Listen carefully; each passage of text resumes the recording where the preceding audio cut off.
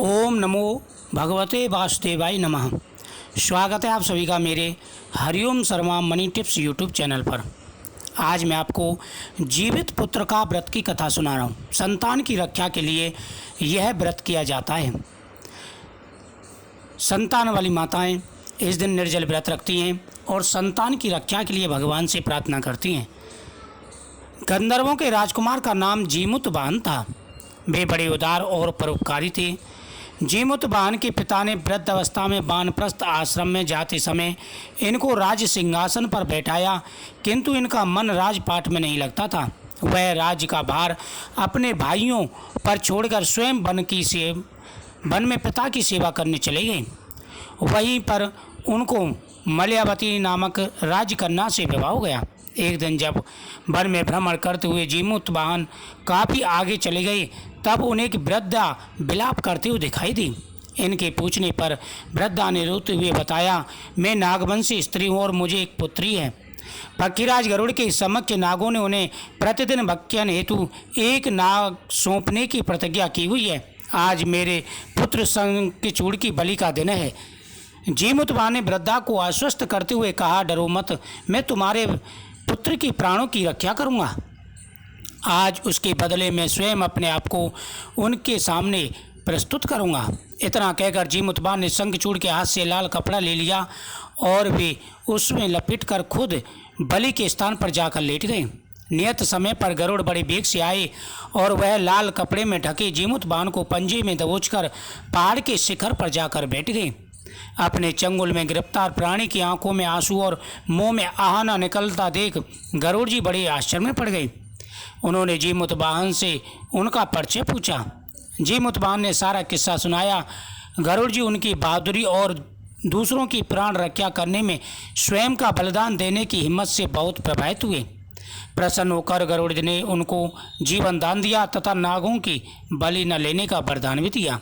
इसी प्रकार जीमुतवाहन के अदम्य साहस से नाग जाति की रक्षा हुई। तब से पुत्र की सुरक्षा हेतु जीमुतवाहन की पूजा की प्रथा शुरू हुई। अश्विनी कृष्ण अष्टमी के प्रदोष काल में पुत्रवती महिलाएं व संतान की सुरक्षा के लिए यह व्रत करती हैं। कैलाश पर्वत पर भगवान शंकर माता पार्वती को कथा सुनाते हुए कहते हैं कि अश्विनी कृष्ण अष्टमी के दिन उपवास रखकर जो स्त्रियां प्रदोष काल में जीमुतवाहन की पूजा करते हैं तथा गरुड़ की पूजा करते हैं, कथा सुनने के बाद ब्राह्मण को दक्षिणा देती हैं, वह संतान के सुख का वरदान पाती हैं। व्रत का पारण दूसरे दिन अष्टमी तिथि की समाप्ति के पश्चात किया जाता है। यह व्रत अपने नाम के अनुसार फल देने वाला है। नर्मदा नदी के पास एक कंचनवटी नाम का नगर था। वहाँ के राजा का नाम मलाय केतु था।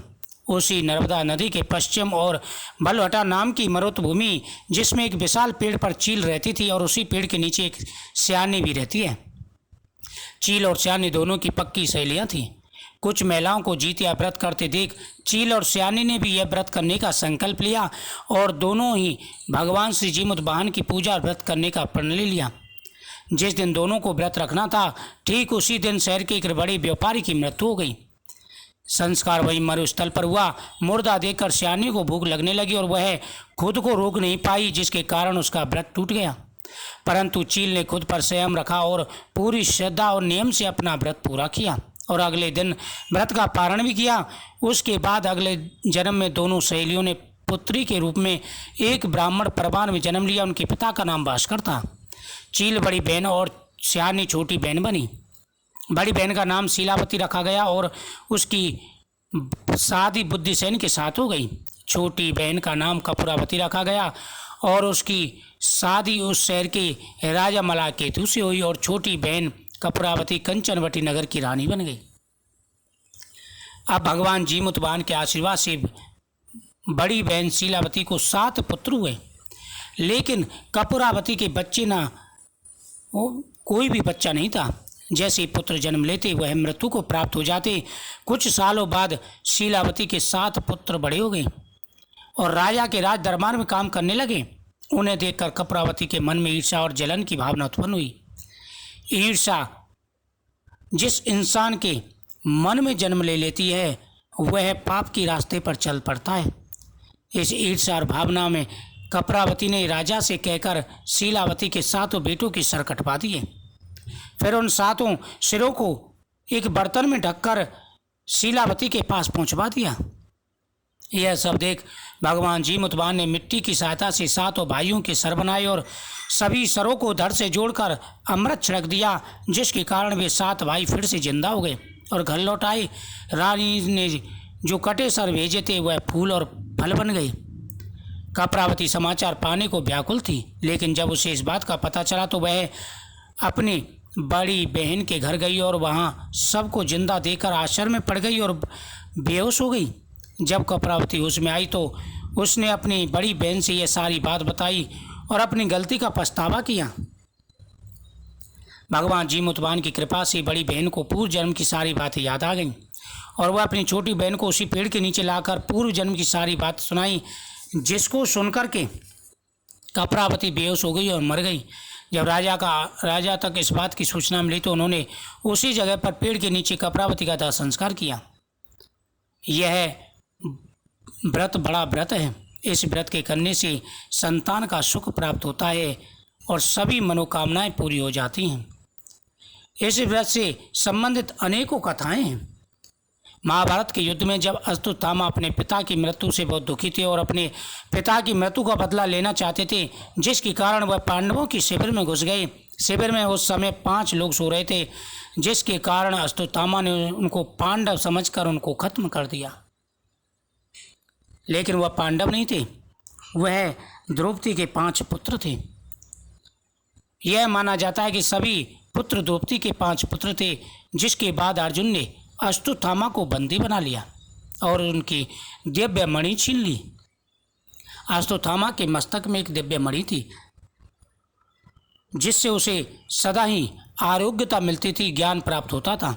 वह मणि अर्जुन ने निकाल ली, जिसके कारण अश्वत्थामा ने क्रोध में आकर अभिमन्यु की पत्नी के गर्भ में पल रहे शिशु को ब्रह्मास्त्र के जरिए मार डाला। यानी गर्भ में पल रहे शिशु पर अश्वत्थामा ने ब्रह्मास्त्र का प्रयोग किया, जिसके बाद भगवान श्री कृष्ण ने अपने पुण्य का फल उत्तरा की अजन्मी संतान को दिया। गर्भ में पल रहे बच्चे शिशु को पुनः जीवित किया। श्री कृष्ण की कृपा से इस पुत्र का नाम जीवित पुत्र का नाम रखा गया। यानी मृत होकर के दोबारा से जीवित हुआ, इसलिए इसको जीवित पुत्र का कहते हैं। तब से लेकर आज तक संतान की लंबी उम्र के लिए और उनकी मंगल कामना के लिए हर साल माताएं जीतिया व्रत व जीवित पुत्र का व्रत रखती हैं और परंपरा के साथ उन्हें पूरा करती हैं। जो व्यक्ति सच्चे मन से ये व्रत करते हैं, उनकी मनोकामना पूरी हो जाती हैं। इस दिन व्रत करते समय पूरे संयम का पालन करना चाहिए। घर के अंदर सात्विक रहना चाहिए, सात्विक भोजन बनना चाहिए। जिस प्रकार से व्रत के नियम हैं, उसी प्रकार से इस व्रत को पूरा करें। जिस कामना से व्रत किया जाए, मनोकामना पूरी हो जाती है। इस दिन माता लक्ष्मी का व्रत भी होता है, जो 16 धागे वाला होता है। इस दिन माता लक्ष्मी की पूजा की जाती है, हाथी की पूजा की जाती है, जिससे घर में धन दान बढ़ता है, संतान की रक्षा होती है। 2 व्रत हैं, जीवित पुत्र का व्रत और महालक्ष्मी व्रत। ये बड़े व्रत माने जाते हैं और दोनों ही व्रत एक ही दिन पड़ते हैं। तो इन व्रतों को करें, आपकी प्रत्येक मनोकामना पूरी होगी।